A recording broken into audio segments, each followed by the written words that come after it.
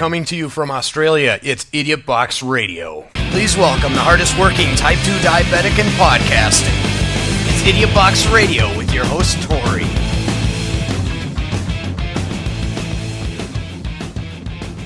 Whew.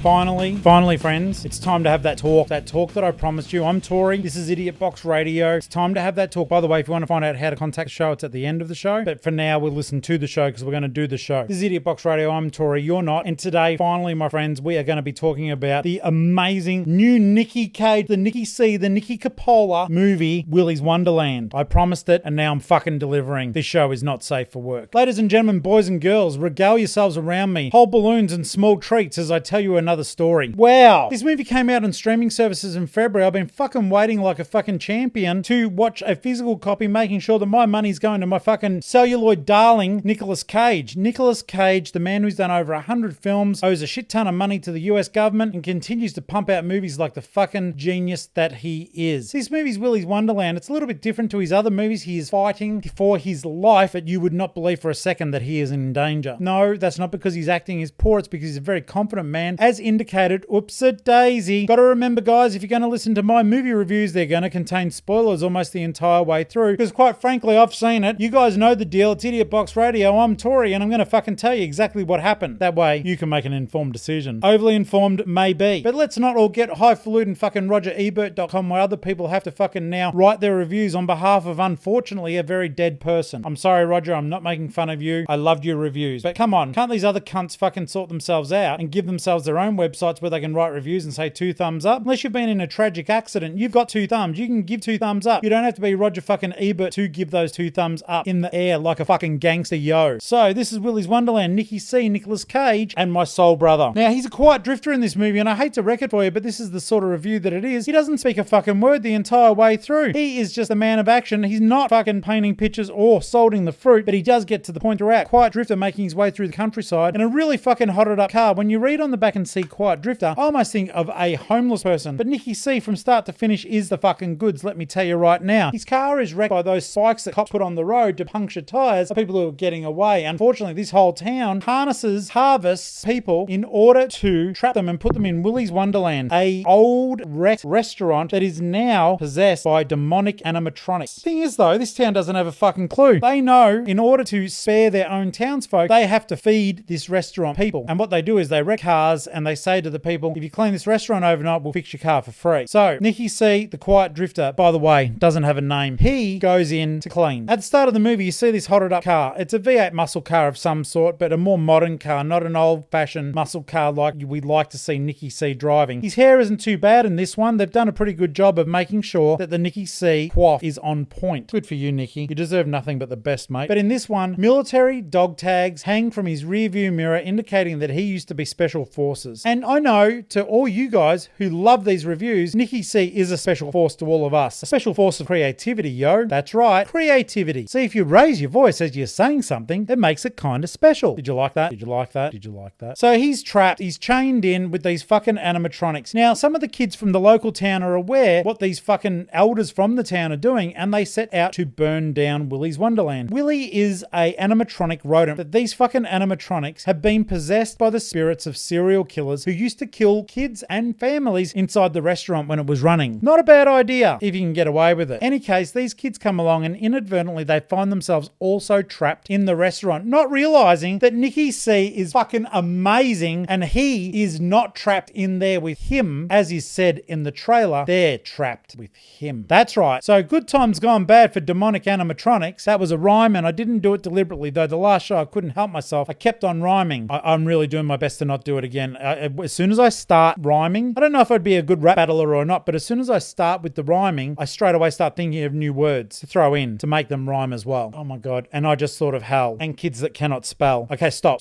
Hammer time. All right. So as the movie progresses, Nicky C, he's just fucking on point. But the weird thing is he goes in with this little bag filled with his fucking energy drinks that he has to, they've said to him, you make sure you take breaks during your night. And he sets his timer and takes a break, has an energy drink and plays a pinball machine. During this period of time that he plays the Willy's Wonderland pinball machine, you're going to see one of the weirdest dances ever captured on fucking film, and it's one that Nicky C fucking made up himself on the spur of the moment, showing that he is, in fact, acting genius brought to life and captured for us to enjoy. Thanks, Nicky C. Throughout the movie, you're going to get plenty of laughs. It's a bit of a weird one. Sometimes some of the timing's a little bit out. I think they make too much fuss of the fact that he doesn't talk throughout, which was disappointing because I love hearing Nicky C talk, and there were plenty of funny lines of dialogue they could have given him. Legend has it that they were going to give him one final line when he faces off against Willy at the end of the movie, being the rodent kind of animatronic that's there, and Nicky C said to them, if you're going to give me only one line, make sure it's a banger. And they couldn't think of a line that was a banger, so they ended up giving him nothing. Except he brings the fire, the fury, and the action. I can tell you right now, it's thoroughly enjoyable. The sheer force of will that Nicky C brings, and the thing I do love about this one is he is just a fighting machine, except for when he needs to have his breaks. Like literally, someone's about to be killed because these kids get in the way. His alarm stops. Nicky C hands them the weapons and goes off and plays pinball for 10 minutes. For some reason, I found that this was a really good sort of twist. I don't know why, because it's like, you know, there is hyper violence in the show, but Nicky C will take a fucking break to go and have a fucking break because he's Nicky C. And there was some like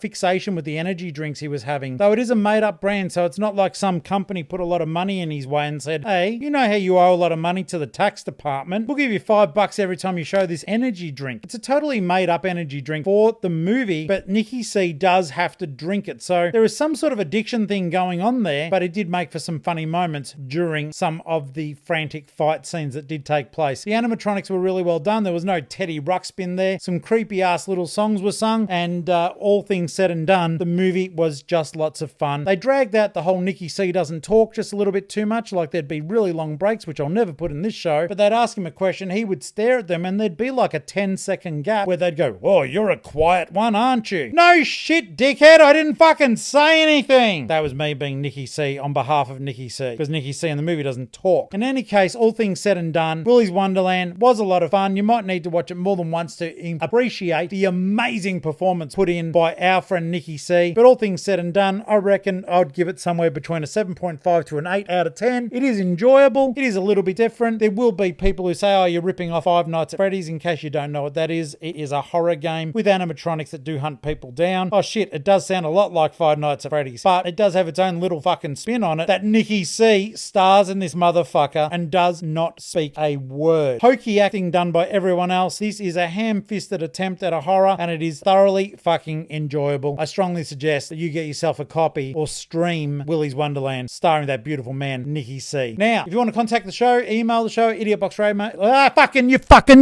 Email the show at idiotboxradio@gmail.com. You can find the website, idiotboxradio.com, and you can also subscribe through Apple Podcasts at the Idiot Box Radio Podcast. Thanks so much for listening. Idiot Box Radio out.